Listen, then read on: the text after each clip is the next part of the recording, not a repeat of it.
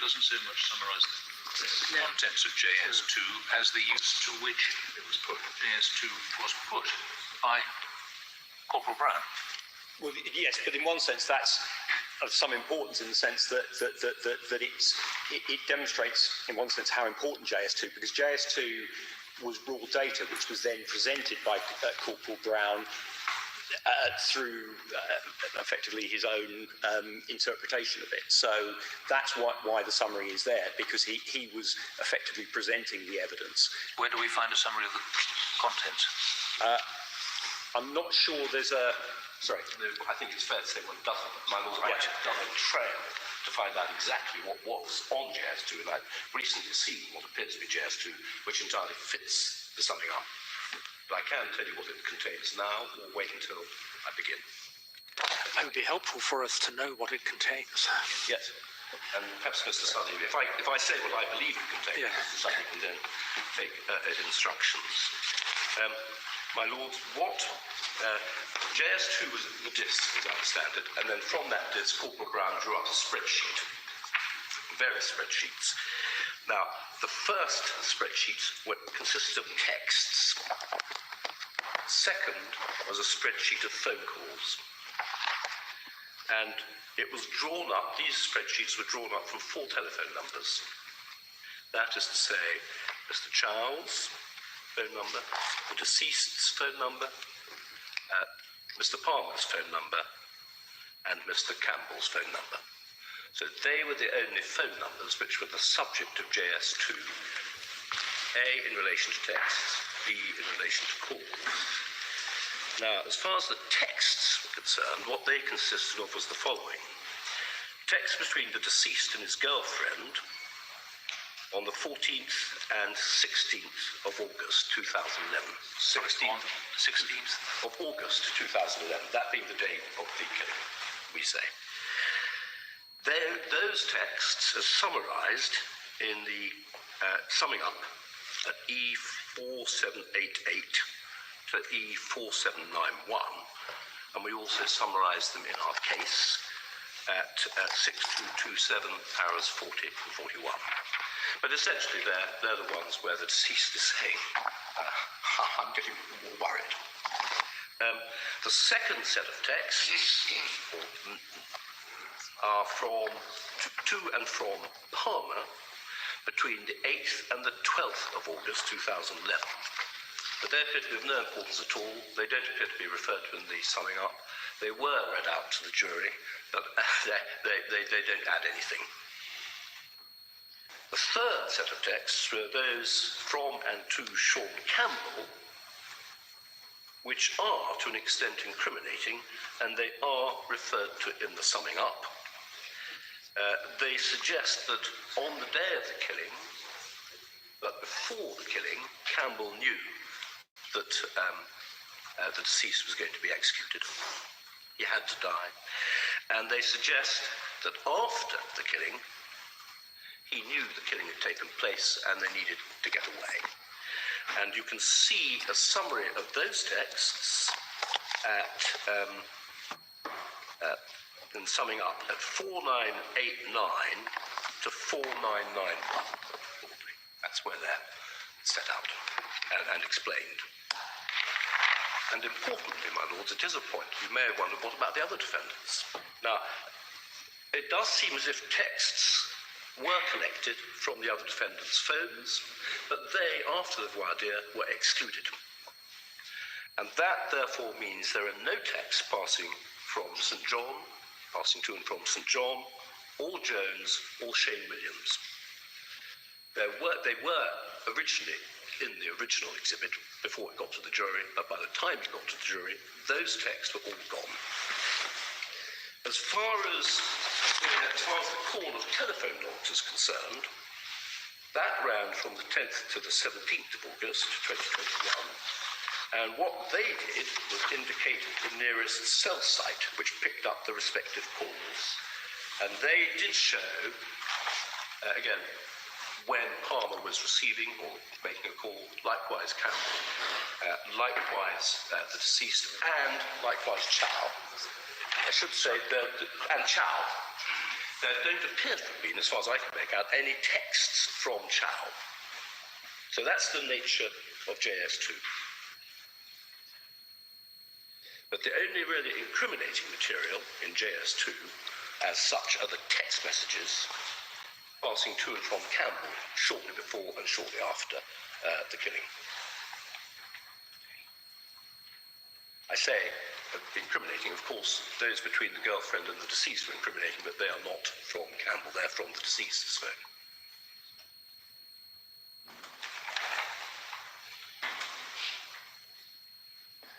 I think I've given you the references where you can find it all in the summing up. We don't summarise all of it in the case, but we do summarise quite a bit of it in our case. We have tried to get hold of I think it was Exhibit 10. There are some difficulties getting hold of Exhibit 10, that's all I can say. I have seen what we believe to be Exhibit 10 in relation to the texts. I was handed another exhibit which plainly was the unedited version in relation to telephone calls, so we haven't put that in. But we can make available what I believe to be the exhibit in relation to text messaging. And did the judge sum up in relation to the cell site evidence? No, not really, apart from what you've just shown. I think it's fair to say not much appears to turn on the cell site evidence. I will address you later as to why I say very little turn on it. Thank you. Can I say, from the appellant's point of view, one of the reasons for, in one sense, perhaps not drilling down into the details of JS2 was for two reasons. Firstly, the clear position of the Crown, as I say, which is to rely on JS2 as being part of the reason why they argue that proviso should be applied in relation to the jury. That, we would submit, is a clear indication of the potential importance of JS2. The other is that, as I've already indicated, the clear indication is that this was a case where, in particular, the only direct witness, Mr. Chow, was someone who appears to have been regarded as unreliable by the jury on the basis of, given the acquittal I've already drawn attention to. And that demonstrates the potential importance of the technological evidence. Can I go back, though, to the point that the reason I was talking about what was being argued below and drawing attention to the fact that there was no debate about it's clear, it was accepted that there was an argument that JS2 should be not admitted in light of the Charter, and in particular the breach of the Charter. The reason I draw attention to that is because effectively what the Crown does is argue that what is now being put before this court is a new point. That's a part of the Crown's response. In summary, we don't accept that is right for these reasons. Firstly, as I've already indicated, it is clear that the issue of a breach of the Charter was before the trial judge. That's accepted. Now, the arguments may be different or nuanced, may rely on authorities that weren't being raised at trial, but that doesn't mean that the issue wasn't before the trial judge. Linked to that, clearly the Court of Appeal's question that relates to this matter is premised on there having been a breach of the Charter. All the way through, and I can give you the references in a moment, all the way through, from trial court up to Court of Appeal,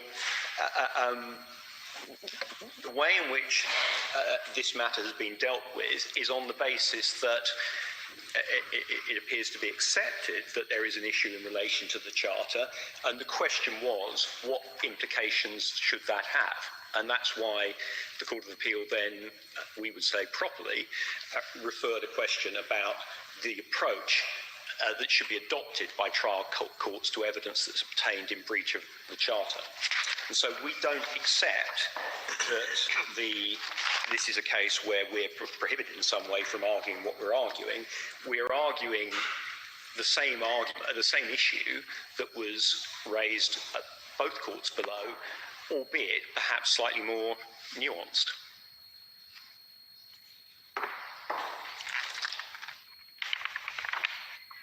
Now, in terms of the nature of the breach, because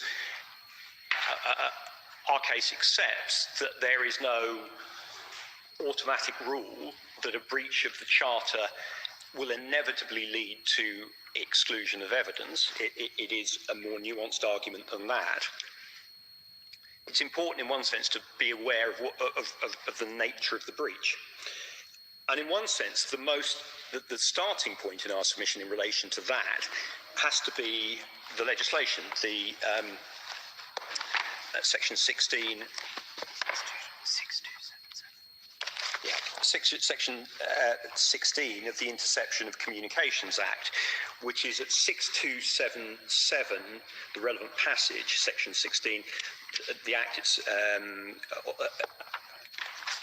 and that is Section 16.2,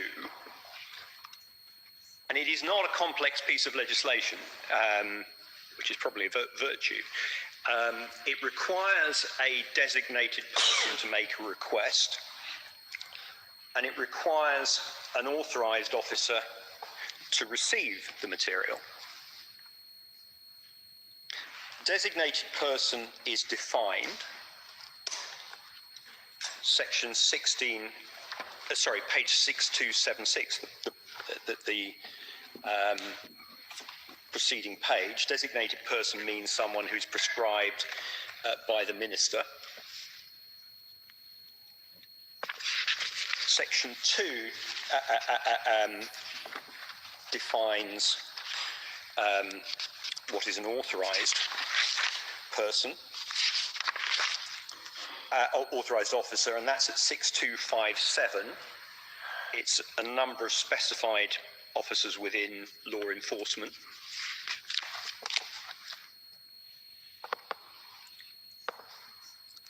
Two other features of this legislation that are worth noting. Firstly, if you go to 6279, Section 17 links compliance with Section 16 to admissibility of evidence. And Section 4 demonstrates in one sense that what this Act is about, consistent with the terms that of the legislation that I've taken you to already, because Section 4 is concerned with warrants, essentially, for interceptions. And what that demonstrates in my submission is what this Act is about prescribing safeguards in circumstances where what the Jamaican state is, and what Jamaican law enforcement in particular is seeking to do, is interfere significantly with the rights of individuals to privacy. So it is a piece of legislation that's intended to put safeguards in place, and clearly requiring officers of sufficient seniority, essentially, to authorise gathering of data. It is an important part of seeking protection, of protecting the rights of privacy. Now, in this case, Corporal Brown was the officer who made the request, as I'm sure you've picked up. He said expressly that he was at page 1631 of the bundle, line 19. He said expressly that he was familiar with the Act, and that was hardly surprising, because his whole role, as he gave, which he, according to him, when he gave evidence, was essentially to make requests under this Act. And you'd see that at 1574,